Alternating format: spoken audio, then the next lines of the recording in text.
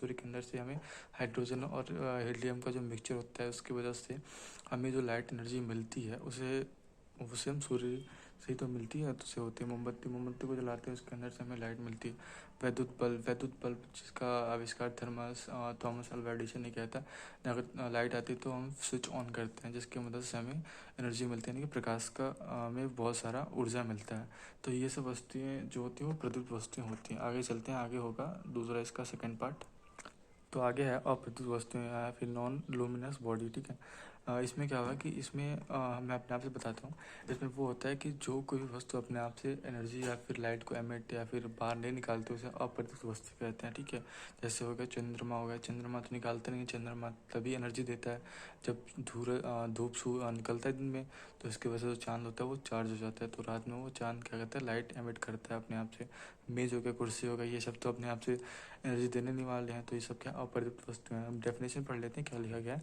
वे वस्तुएं जो स्वयं प्रकाश उत्पन्न नहीं करती हैं या उत्सर्जित नहीं करती हैं उसे अपर्याप्त वस्तुएं कहते हैं। ठीक है, तो ये हो गया तुम लोग का। तो इसके बाद हमारे पास है प्रकाशिक माध्यम, ऑप्टिकल मीडियम। ठीक है, जिसको हम समझने के लिए सबसे सिंपल फंडा यूज करेंगे। ठीक है, इसमें लिखा हुआ है कि ऐसा माध्यम जिसमें प्रकाश का गमन होता हो उसे प्रकाशिक माध्यम कहते हैं। यानी कि गमन का मतलब होता है कि आना जाना, लाइक कोई भी ऐसी वस्तु या फिर कोई भी एक ऐसा मीडियम जिसमें लाइट क्या हो, एक स्थान दूसरे स्थान पर चला जाए उसे प्रकाशिक माध्यम कहते हैं। तो प्रकाशिक माध्यम अलग अलग प्रकार होते हैं, पारदर्शक होता है, पारभाषक होता है और पारदर्शक होता है। तो पारदर्शक पहले पढ़ेंगे, उसके बाद हम अगला टॉपिक पढ़ेंगे, फिर तीसरा पढ़ेंगे। ठीक है, तो होता है पहले पारदर्शक पढ़ते हैं। पारदर्शक क्या, पारदर्शी होता है, यानी कि ट्रांस ट्रांसपोर्ट लिखा हुआ है तो कोई दिक्कत नहीं है, तो हम पारदर्शक पहले पढ़ ले।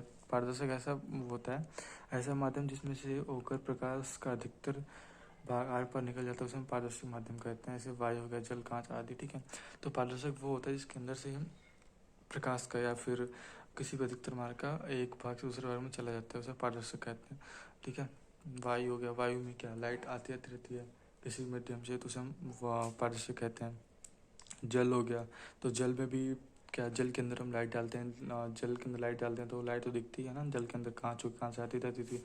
पारभाषक वो होता है जिसके अंदर से कि आकंशिक भाग रूप से होता है, यानी कि जिसमें क्या होगा कि ऐसा जिसमें होकर प्रकाश आकंशिक रूप से होता है उसे घिसा हुआ कांच और तिल हो गया प्रकाश। पारभाषा का मतलब वो होता है कि किसी भी चीज़ के ऊपर हम लाइट डालते हैं तो वो जो डाली गई लाइट है वो पूरी ना निकल के कुछ निकलती है, यानी कि थोड़ी बहुत लाइट उस चीज़ के अंदर रह जाती है, तो उसे कहते हैं पारभाषक। जैसे घिसा हुआ कांच हो गया, तेल लगा हुआ कागज़, तेल लगा हुआ कागज़ के ऊपर हम लाइट डालते हैं तो कुछ लाइट उस तेल के अंदर एब्जॉर्ब हो जाती है, तो बाकी लाइटें बाहर निकल जाती है, तो ये होता है हमारा पारभाषक। ठीक है, अब हम पढ़ते हैं आगे तो हमारा तीसरा पॉइंट है अपारदर्शक या फिर अपारदर्शी। ठीक है, इसमें हम सिंपली समझाता हूँ। इसमें क्या होता है कि जो लाइट होती है वो किसी भी मीडियम से आर पार नहीं जा पाती, उसे हम अपारदर्शक कहते हैं। ठीक है, जैसे हम पढ़ लेते हैं, ऐसा माध्यम जिसमें से होकर प्रकाश आर पार नहीं जाता है उसे अपारदर्शक या अपारदर्शी कहते हैं। ठीक है, जैसे लकड़ी हो गया, मेज, कुर्सी आदि, ये सब होता है अपारदर्शक होता है।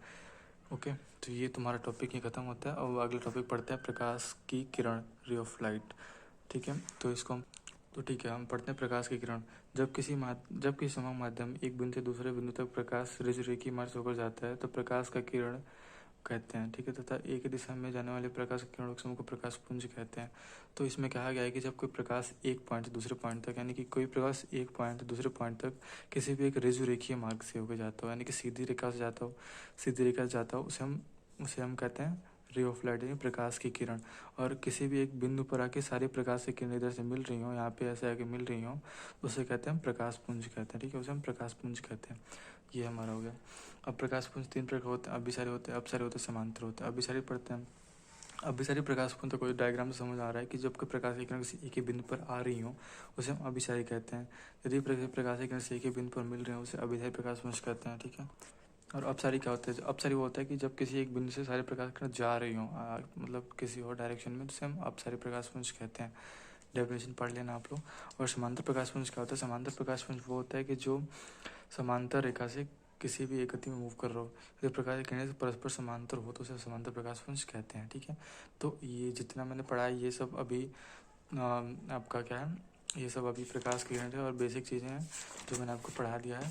प्रकाश का परावर्तन, प्रकाश के गुण, बाकी ये सब हो गया। और उसके बाद हम आगे के जो भी वीडियोस आएंगे उसमें मैं आपको प्रकाश के परावर्तन जो फिज़िक्स का पहला चैप्टर है उसके आगे के टॉपिक्स में पढ़ाऊँगा। तो thank you so much, keep love and supporting.